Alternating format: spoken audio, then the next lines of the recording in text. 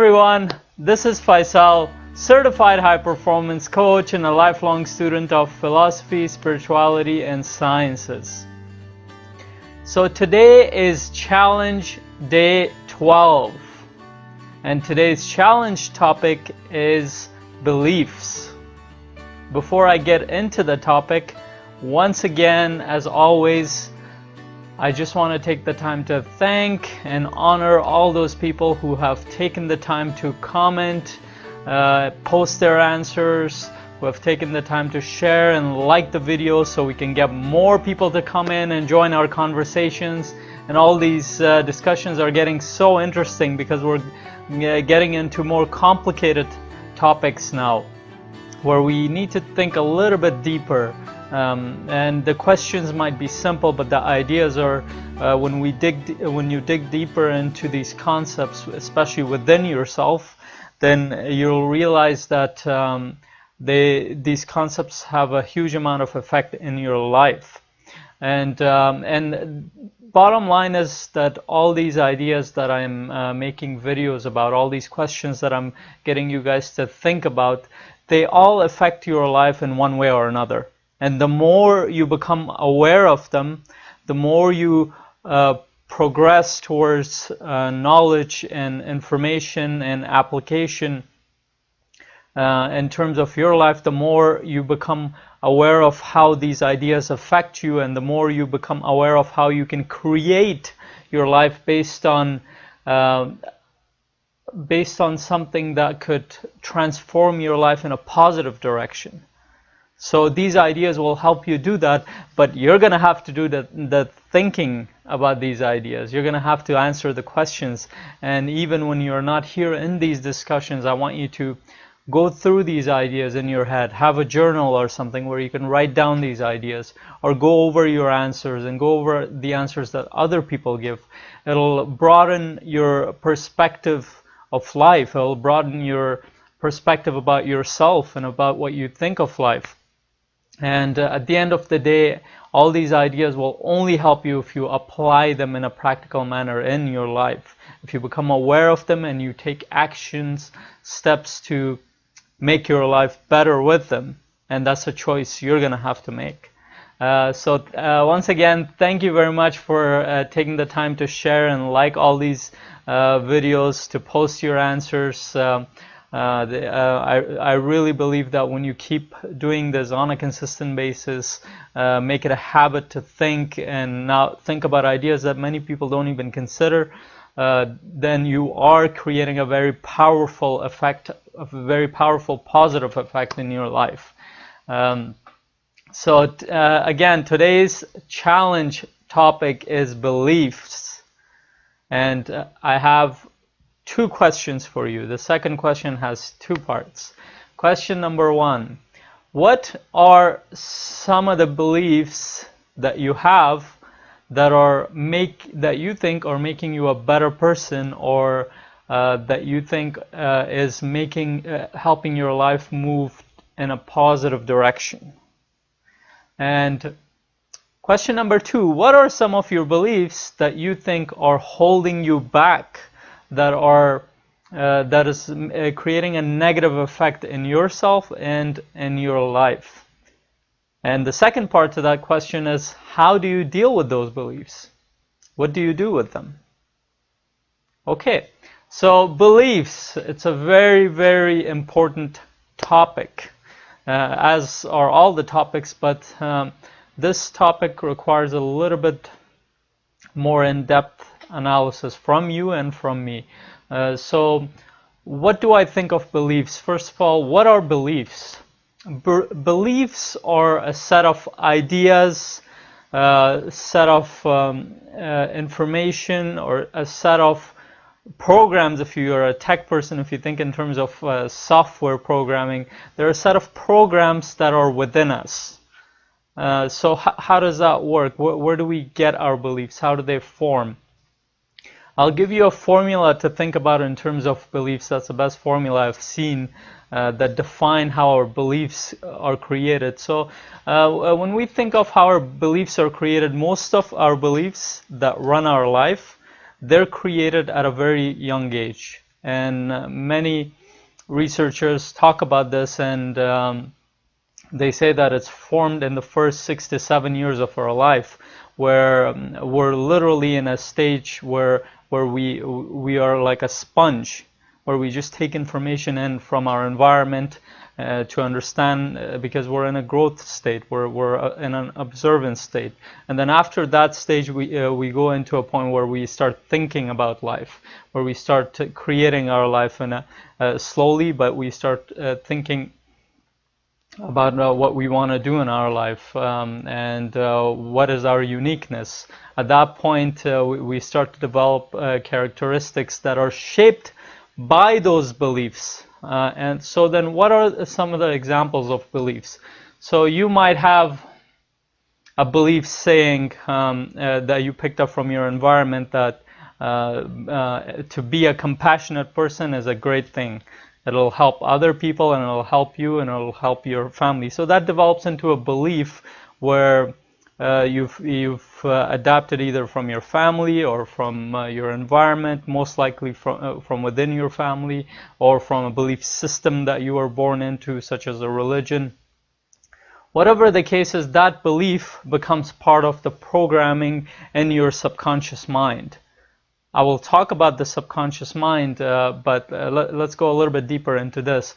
Now, what are some other beliefs that we can adapt? You can adapt another belief saying that helping others is a good thing. It promotes kinship, it promotes friendship, it promotes a better community. That could be a belief that you adapted at an early age. Now, there are other beliefs that might be damaging, not only to you, but to other people around you, but a lot of people pick them up. Beliefs such as women are inferior to men. Beliefs such as you must take advantage of people to be able to live a better life. And these beliefs, when they go into our subconscious mind, when they become a part of us, they literally run our life when we're not aware of them. They become these programs, if you think of them as software programs, that automatically get triggered, or they are on most of the time, where they run in the background, and most of the time we're not aware of them, because our conscious mind is separate from the subconscious mind. So then we have good beliefs that create a positive effect in our life, that brings us peace, that brings us love, that brings us kinship with other human beings, with our family, that brings us joy, happiness, play. And we have beliefs that many call them limiting beliefs. What they are is that there's always a negative associated with it, and a lot of it is about us as well, or about our environment sometimes. So such beliefs such as I'm not good enough, or I can never do that, or I can never be like that person, or I can never become a great artist, or I can never make more than that in terms of money. But whatever they are, they limit the possibility in your mind or within yourself. So when you adapt these beliefs, they, like I said, they'll run in a background, in the background of your mind, which we call the subconscious mind. So what is subconscious mind? Now, when scientists talk about this, or when researchers talk about this, Bruce Lipton, one of my favorite scientists, Dr. Bruce Lipton, in his book, The Biology of Belief, he talks about it, where 90 to 95% of our processes, or 90 to 95% of our thoughts are processed in our subconscious mind. Only about 5% of what we think is our conscious mind, or our conscious thoughts. They're very powerful, but still 95% is in our subconscious mind. And the way subconscious mind works is that subconscious mind works with habits. So this becomes very interesting, because the difference between conscious mind and subconscious is that the conscious mind is there to for you to make decisions and see results and just observe the things around you and plan and analyze and think about abstract thoughts. But the subconscious is strictly there to take the ideas that you do, that you adapt, or the actions that you take on a consistent basis, on a regular basis, and create it into a program that goes into the subconscious. And those programs are what we call beliefs. So when we do something long enough, let's take a simple example. If you come with your, every day you come home and take your key and put it on top of the counter, and you force yourself to do that every day. You become very conscious of it every day. You do that 1 day, 2 day, 1 week, 2 weeks, 3 weeks. After a month, 2 months, you won't even think about this. Your subconscious mind will, as soon as you come in, you'll drop it there. Many of you might have had experiences with driving. When you're learning driving, in the beginning, you have to pay attention to the road. You have to pay attention to the steering wheel, how you're holding it. You have to pay attention to the mirror, to the people beside you, to the people walking on the side of the road. And it's so many things that you have to pay attention to, that it takes a lot of your energy. But what happens is eventually when you drive enough, when you get enough experience, that training that you get, that practice that you get, it goes into your subconscious mind. And before you know it, most of the time you don't even know that you're driving, or even if you know you're driving, you're not really conscious of everything that's going on around you when you're driving. So that's the power of the subconscious mind, and the reason it can do that, because the processes, the process of running thoughts in a subconscious mind, or running multiple experiences in the subconscious mind, is much faster than the conscious mind. And it could be thousands of, hundreds of thousands of times faster. And if you look at it in terms of what we can do, multitask with at the same time, maybe 1 to 3 things we can multitask with, which is not advisable. But the subconscious mind is running many things at the same time. It's running your biological systems, your heart rate, your organs, your hormones.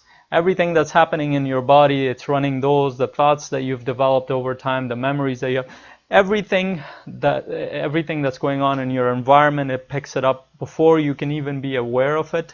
So the subconscious mind holds a huge key to how our behavior is. And when we understand that, beliefs hold a big part of how our behavior is determined.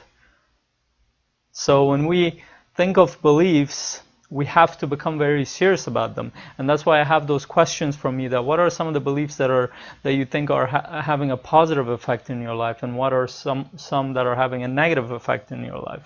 So then, what is the formula that the beliefs are formed with? The best formula I've seen is that the beliefs are formed with perception plus evidence plus time. So what does that mean? Your perception is shaped by how you look at yourself and look at your environment. And you develop that in a very early age, where your parents are teaching things to you, or you see the experiences around you, or you go through experiences, or what you're taught in school, or what you're taught at home, or what your neighbors are doing, the environment that you grew up in. All those shapes your perception. And with enough evidence, for example, if you take something like, I believe the world is a dangerous place. If you picked that idea up and you became focused on that, guess what happened? And especially if we have the news media that most people are focused on, if we have something like that, every day there's an evidence showing you that there's something wrong with the world, and the world is a dangerous place. That's your evidence. The perception, you picked up the idea and you see the evidence every day. You're exposed to the idea that the world is a dangerous place. And then over time what happens is you develop a belief based on that perception, that idea of how you look at life. And with evidence and with time, you develop a belief saying that the world is a dangerous place. And guess what happens? Your subconscious mind always takes you to that focus. So even if you go to a place where it's perfectly fine, you're always going to focus on things that are dangerous, or you will find things that are dangerous. And there is an idea in psychology called self-sabotage, where many people literally sabotage their life because their subconscious beliefs are in conflict with what they want, or there are two ideas within them that are in conflict with each other. So you might be somebody who wants to make a good living, or who wants to earn enough money to be comfortable in life, but then you have a belief within you saying that people who have a lot of money are evil, or not going, or they're not good in society. So if you have that belief, but what you want is money to have a good life, you never get to that because you're always self-sabotaging yourself. That subconscious belief within yourself is saying that don't go towards that. And like I said, the processes in your subconscious is much more faster and powerful than what you can process in your conscious mind. But the beauty of the conscious mind is that you can override a lot of these beliefs, but you have to be aware of them to begin with. So like I said, perception plus evidence plus time. That was the formula that your beliefs are formed with. But you can add one more element to that. That's your awareness. So when I'm asking you these questions, what are some of the beliefs that are positive in your life? Become aware of it. Become aware of all your beliefs, what you think about in your environment, what you think of yourself as a person. How do you define yourself as a person? How do you define your relationships? That's why we went through all those exercises or all those questions before, where I got you to think about how you define your boundaries. How do you define yourself? How do you define the world around you? How do you define your internal world?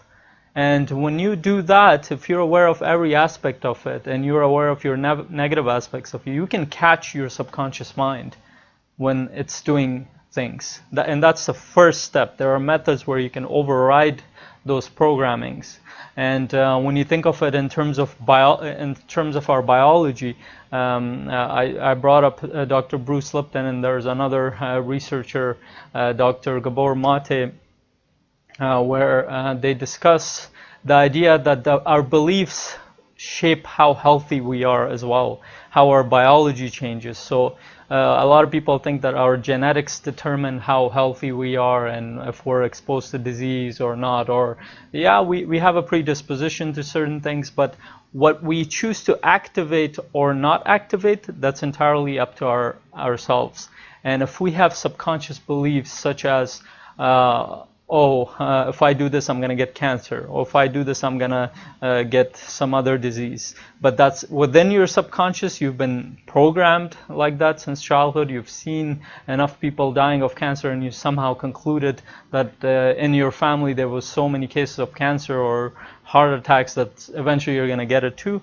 It becomes part of an idea in your mind that basically makes that happen within your biology. Because whatever perception you have, whatever belief you have within yourself, that's how what your body responds to. And it's a hard concept for many to get to think about, but there have been fields in biology now that are popping up, such as epigenetics, or now there's a new field, behavioral epigenetics, which looks at how our behavior affects our genetics. When we think about these things, our beliefs are very strong, and we need to be very aware of them. Another reason why you should be aware of your beliefs is that we live in a global world now, and we're constantly exposed to ideas from every corner of the world. They're unique ideas, they're beautiful ideas, but when we're exposed to so much information, so many ideas, we constantly have to be aware what we stand for. And if you're not aware of what makes your life positive, you'll always fall for something that you think is making is going to make your life positive, but might have a negative effect on you. In the same manner, if there are so many great ideas coming from everywhere, if you have beliefs that restrict you from seeing, being open to knowledge, being open to new information, then what happens is that you completely restrict yourself to change, to making your life better with new ideas. So whatever the case is with you, you need to be able to understand what your beliefs are, how you look at the world, what your perceptions are, and there are so many beliefs that we hold about ourselves, about our environments, anywhere from I think being a good citizen involves doing some things, or I think being a good son involves doing this, and then they go deeper and deeper. So the more you become aware of them and the more present you are, we talked about presence, the more you're able to catch your negative beliefs when they're trying to assert themselves in your life. And also on the other flip side is the more you become grateful of the positive things, positive beliefs and ideas that you have within yourself. So it's a very powerful idea, and I want you to think about this. And I'll tell you a little bit about my story. I know I went on about this forever, but I'll tell you why I got exposed to this and why I had to question my beliefs. A few years ago, now it's almost 14, 15 years ago, when I came to Canada, and I came from a very different culture to a place that was completely different. And when I went to school, when I was exposed to the environment here, almost everything was different. Every belief that I was exposed to at the surface were very different. And in the beginning, that was one of the most difficult things I had to do, was trying to make sense of the new world that I was in. And many call this culture shock. But it was probably one of the hardest times I went through. I couldn't make sense of myself. I couldn't make sense of my environment. I couldn't make sense of my own beliefs, because I had never really understood my own beliefs enough to know what I stand for, and to know what to accept as positive, and to know what not to accept that are negative in my life. So, and I also saw the same thing in my environment, where people either became so restricted in their life. For example, religious people became even more religious, not really in a positive way, but in a way where they restricted themselves from the rest of their environment. So they only associated with people that were part of their group, such as a religious group, whatever they might be.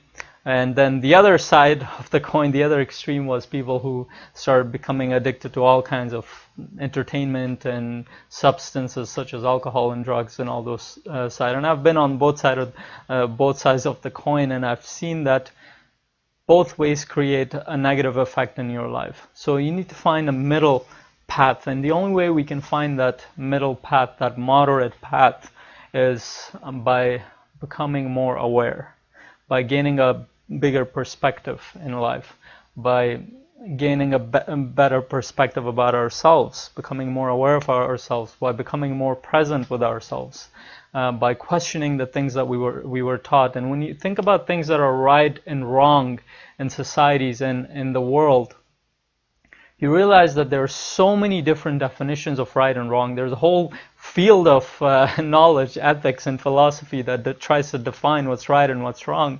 But at the end of the day, that really depends on where you came from. And you might have to sometimes redefine what's right and what's wrong for you at some point in your life. And if you don't have that ability to assess your beliefs, or reassess your beliefs, if you don't have that ability to dig deeper and think more insightfully about the things that are in your life, about yourself, then you will be confused, and you will be detached from yourself and from your environment. You will be disconnected, and it will have a very negative effect in your life. On the other hand, if you become more aware and you become more open to your environment, you become more aware of yourself, you know yourself, you define yourself, you define what you stand for, you define how you want to be in your relationships, you define what kind of life you want for yourself. When you do that, then you're so powerful within yourself, and you have such a powerful perspective of the world around you, and you're so open to new ideas, that it doesn't matter what you're exposed to, you'll always find the right way. And that's what I hope for you guys. And I hope this was video wasn't too long, and I hope I made my point across because it's a very complicated subject, and I might be doing another video about how we can deal with limiting beliefs. But for the time being, I want you to think about those two questions. The first question was, what are some of the positive or some of the beliefs that are creating a positive effect in your life or making you a better person? And the second question was, what are some of the beliefs you have that are creating a negative effect in your life? And how do you deal with those negative beliefs? So once again, thank you very much for watching the video. I look forward to hearing your answers, and I'll see you guys tomorrow at 7 a.m. Thank you. Have a great day. If you loved or even liked the video or this episode, you can do two things right now. One, you can click on the subscribe tab right here on the screen or in the info area if you can click on the screen. So you're up to date on all my free training, on all the free training that I send on my YouTube channel on a regular basis. And two, you can click on the Success Indicator tab on the screen or in the info section, so you can get the training, the thorough training that I created for you, that has 10 factors that will determine whether or not you will be successful at anything that you do or want to do. And it will also help you create more success at anything that you want to do in life. So, and this will also get you subscribed to my newsletter, so I can send you more of these free training on a regular basis that I don't post on my YouTube channel. So make sure you click on those two buttons or tabs, and make sure you like and share this video. Make sure you post your comments in the comment section below so we can get more people involved in our community right here. Thank you very much. Have a great day.